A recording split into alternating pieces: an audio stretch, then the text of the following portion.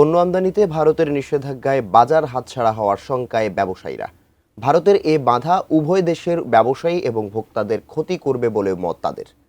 দেশের অর্থনীতির স্বার্থে সমস্যা নিরসনে দুদেশের কূটনৈতিক তৎপরতা বাড়ানোর তাগিদ অর্থনীতি বিশ্লেষকদের। মাহাদি সেকেন্দারের রিপোর্টে বিস্তারিত। বাংলাদেশের প্রতিবেশী রাষ্ট্র ভারতের সাথেই ভৌগোলিক সীমানার সিংহভাগ, তাই জল ও আকাশপথের চেয়ে স্থলপথে পণ্য পাঠাতে খরচ ও সময় লাগে কম। তাই ভারতে তৈরি পোশাক রপ্তানির ৭৬% যায় স্থলপথে।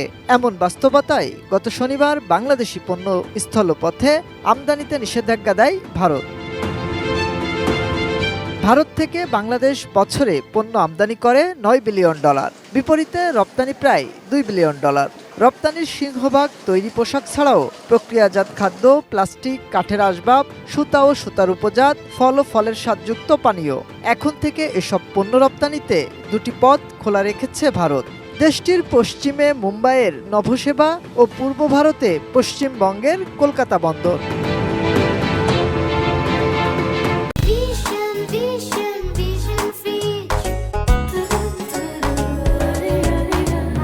যেখানে বাংলাদেশ বাণিজ্য সম্প্রসারণে আগ্রহী, সেখানে ভারতের এমন সিদ্ধান্তে উদ্বিগ্ন ব্যবসায়ীরা।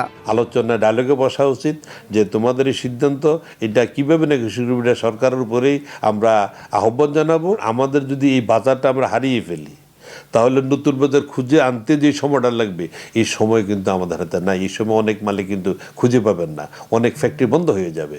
সো এটা বড় ধরনের ইফেক্ট পড়বে এটা যদি অচিরে যদি সমাধান না হয়। ভারতের বাণিজ্য নিষেধাজ্ঞা দ্রুত নিরসনে কূটনৈতিক তৎপরতা জোরদারের তাগিদও তাদের। দুই দেশেরই এই ক্ষতি থেকে যাতে উত্তরণ ঘটতে পারে খুব তাড়াতাড়ি, সুকৌশলে অন্তর্বর্তীকালীন সরকার এবং সুপদক্ষেপের মাধ্যমে যেন তাড়াতাড়ি কাটিয়ে উঠতে পারে এবং আমরা আমাদের এই বাজার যেন তাড়াতাড়ি ফিরে পেতে পারি, সেই পদক্ষেপে সরকার গ্রহণ করবে এই আশা করি।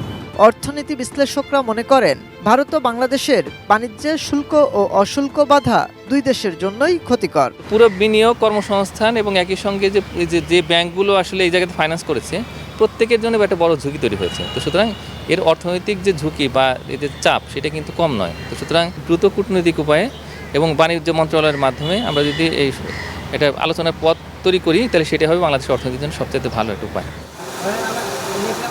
সমস্যা নিরসন না হলে বাংলাদেশি পণ্য বাজার হারাবে বলেও মত তাদের। এখন আর ভারতের পণ্যের সাথে আমরা প্রতিযোগিতা করে পেরে উঠবো না।